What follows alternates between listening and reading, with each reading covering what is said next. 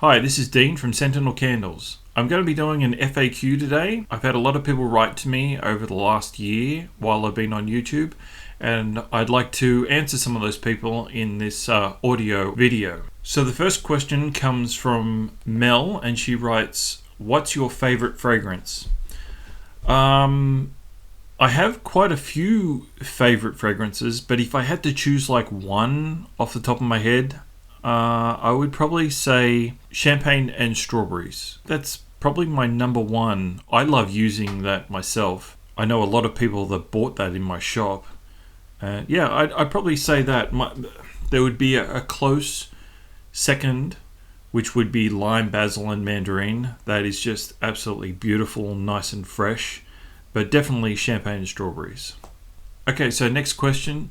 Jessie writes, "How long have you been making soap for, and how did you start?" So I've been doing it for about a year. I picked it up reasonably quickly because I'd already had a candle making background for 3 years prior to that. And I had a retail shop in my local town where I was making candles, and I figured I needed another product. I had candles and reeds and jewelry, which I also make. And I thought, I just got to put something else. There's got to be something else. I have an extra table. I can use it for something. I was going through all the things on YouTube that I could possibly put into my shop and I could make, because I wanted a shop where I could make everything. I didn't want to import from anyone else. Soap making seemed to be the way to go. However, when I first looked it up, I found cold processing soap, and it looked really complex. And I thought to myself, there's no way I'm ever going to be doing cold process, because for one, I need a product that I can literally turn over the next day and sell. I don't want to have to be waiting 4 to 8 weeks to actually sell a bar of soap. So that's when I found Melt and Pour on one of the candle making supply companies on their website. And I thought to myself, I'll give that a try. So I ordered a couple of kilograms and I gave it a try, and I absolutely loved it. And I posted to the Facebook groups, which were Melt and Pour, and they loved it too. And I thought, okay, obviously I'm on the right track, and it just sort of grew as a hobby from there. And all of a sudden it turned into something absolutely amazing, and I love making soap now, probably more than I do candles. Sam S. writes, "Where do you sell your soaps and candles, and are local markets worth attending?"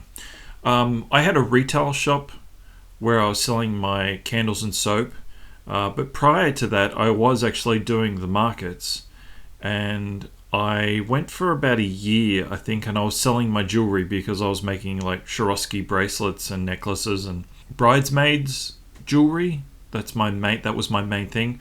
But I also noticed that the farmers market that I was going to, they weren't really into that sort of thing, so I started doing like colorful bead bracelets and things like that. It's really hard to say if a local market is worth attending because I don't know the area that you're in. But you can always go once and find out. I did find it worthwhile because I got my name out there. It let people know that I was actually in the area, and this is what I did. So yeah, I definitely think markets are worth attending, but give it a couple of goes. Don't base it off the first try. Go a couple of times and then make a decision if it's worth continuing or not. So our fourth question comes from Linda Smith, and she writes, "What is the best piece of advice you could offer someone just starting to make soap or candles?" The best piece of advice that I could possibly offer you would be to test. I can't stress that enough. I spent 6 months testing wicks and fragrances and different types of waxes and jars. It was so needed because I found what the supply company was telling me isn't always what is best for the product. If you're gonna start from scratch and you don't have any idea, and there's no one you can really talk to, because I've talked to other candle makers and they've said, do whatever makes you happy. In the long run, if you're going to be selling to someone, you've got to make sure that they're going to be happy with the product. For example, a candle, if someone buys one and they light it and it doesn't burn all the way to the edge, then you've got a sinkhole. That is going to possibly put a bit of a downer on the actual candle or the product itself. Yeah, my advice is testing. That, like, number one, definitely. Know your product would be number two. If someone comes to you with a question and says, okay, what's soy wax? Make sure that you know, because if you say, hang on a minute, I'll just look it up, they're going to think twice about buying your product. So make sure that you know everything about what you're selling, what's in it, what kind of fragrance you're using, everything, whether it's essential or just a fragrance oil. Yeah, you've just got to know your stuff. Remember, these people are buying from you. You're the professional. Next question is from Tamme-Lee. She writes, which do you prefer, mica or liquid color for soap? I like both. That's pretty simple. There is a difference between liquid and mica, and then you've got the different bases that you want to use it for. I'll give you an example.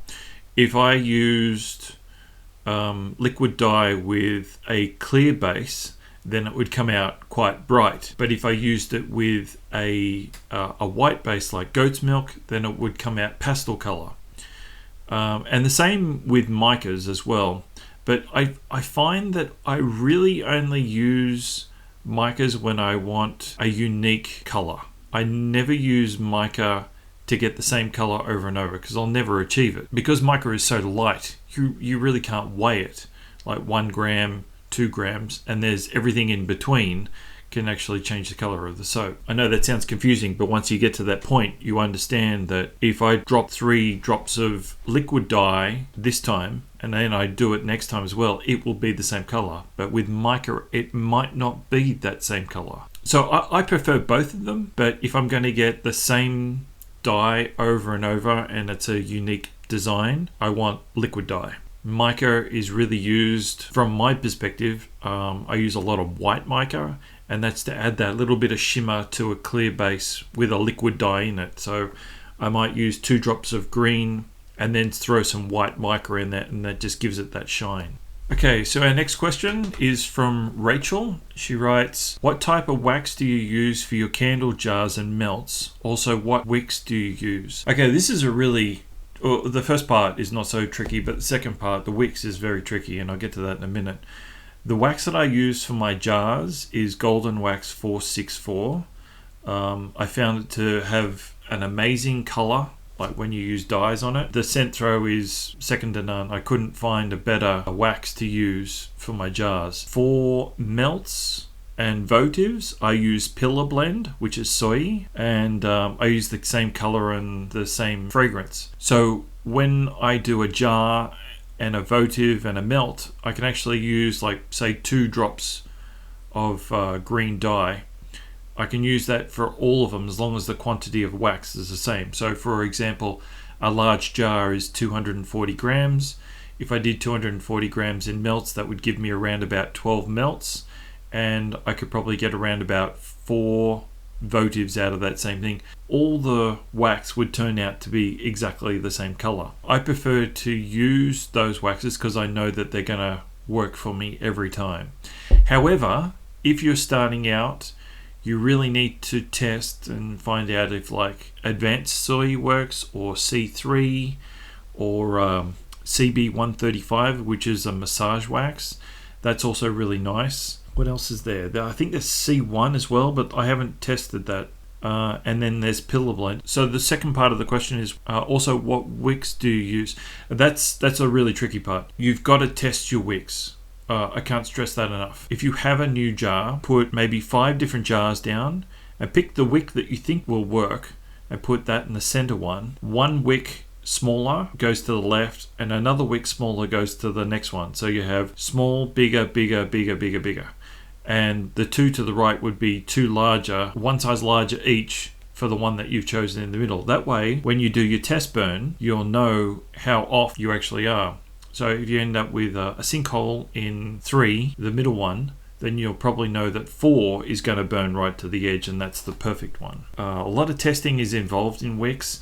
I know some people spend like a year testing wicks, and they won't just buy the ones from the supplier. They'll go overseas and buy a certain type of one. So yeah, there's a lot of testing involved with wicks. Okay, so another question comes from Fumi. What other products do you sell other than candles, soap, and jewelry? I don't really sell any other products. I do have a background in PHP and MySQL, which is a database programming language, so I make websites and things like that. I also have a couple of applications that I do, but I don't sell anything online that is sort of a crafty thing. I do have a couple of sculptures, and I'll see if I can throw up some images right now, that I use Hebel bricks, which is like a mixture of concrete, zinc, iron. It's recycled, basically. So it's got a lot of holes in it, and they use it now for making houses, but I've got a brick outside my house right now that I bought the other day. I'm going to do a video on it. Basically, you can scratch it with like a key, and it's really beautiful to work with. Watch out for that video. But apart from candles, soap, and jewelry, I don't do a lot of that. Thing pretty much takes up all my time to do those three things. So Bella writes, what job did you have before making soap and candles? I've been a programmer for 14 years. Actually, it's 15 years now. Wow, that's going up. Yeah, so 15 years I've been making websites and writing databases and things like that for companies right around the world. Quite honestly, I got a little sick of sitting in front of a computer writing code, and I would spend maybe 6 months. I remember writing a program, and it took me 6 months of me constantly all day, like 8 hours a day for 6 months. It's a long time. And I was basically writing a YouTube clone. So I was writing YouTube from scratch so one of my clients could use it for their system. At the end of it, the job was finished. I showed them, they loved it, they paid me. I never heard from them again. There was a big hole in my heart, and it was like, I've spent 6 months making this, and everything that I've had has gone into it, and it was just a thank you, and here's your check. And that's normal. I mean, that's normal with a job. But for me, there was something missing. There was like this appreciation. It was like, wow, thanks very much for your hard work, and we'll keep you involved with this project, or whatever. But it wasn't. It was just like, here's your money, where can we download it? And they downloaded it, and that was it. And that was missing. And of course, when I took up candles, there was this huge appreciation that filled that void that I never had. That was just, this candle smells absolutely amazing, or it reminded me of my childhood. And people would come back to me and just say, I love it so much, I want 3 or 4 more, or I want to buy some for my friends because they just adore it. And that is really powerful for me, and that's what's actually kept me in the candle and soap business, is that appreciation for what I've done and the hours that I've spent making it. And if you are actually a candle or soap maker, you'll know exactly what I mean. So yeah, writing programs, databases. Don't get me wrong, I still love doing all that stuff, but I don't want it to be my main 9-hour or 8-hour a day job. I want it to be like maybe 1 or 2 hours, and then I can get on with, actually creating something with my hands in a physical environment. So that's what I was doing before soap. Okay, so the last question that we have here today in this video is from Barbara. What equipment do I need to start making soap? Barbara, I've actually already done a video, and I put it up into my channel. You can check it out. I'll throw in a link in the description, or you can just hit on my name, Dean Wilson, and it will show all my videos. What you'll need is, you'll need a boiler, you'll need your soap bases, so you can buy them from a lot of soaping suppliers right around the world. You'll need color dye or micas, tools like a knife, so you need to be able to pour the soap into something, so molds. If you watch my video, you'll see like a loaf mold that you can buy. I think they're about 35 plus shipping or something like that from eBay. I'm also certain that you can get them from Amazon if you're in the States. You'll also need to bag or wrap the soap. I use plastic. With melt and pour, you'll need to make sure that the air is not going to get to it, otherwise it will sweat. Fragrances, that's another one that you'll need. Make sure they're skin friendly. Very, very important. Best thing to do is refer to that video, because I've got a mental blank right now. There's a whole heap of stuff in there to tell you what you should sort of start with. You don't need to start with as much as what I've got either. Maybe a couple of kilograms, 2 kilograms of base, maybe 2 or 3 different colors, and maybe For 2 or 3 kilograms of soap base, you're probably only going to need about 40 mils of fragrance, 20 mils per kilogram. That should sort of get you started. And if you like it, then by all means continue making it. It's so therapeutic to make soap, not only just for yourself, but for others as well. Okay, so that's the conclusion of this video. If you like it, please rate and subscribe. I'd love to hear your comments.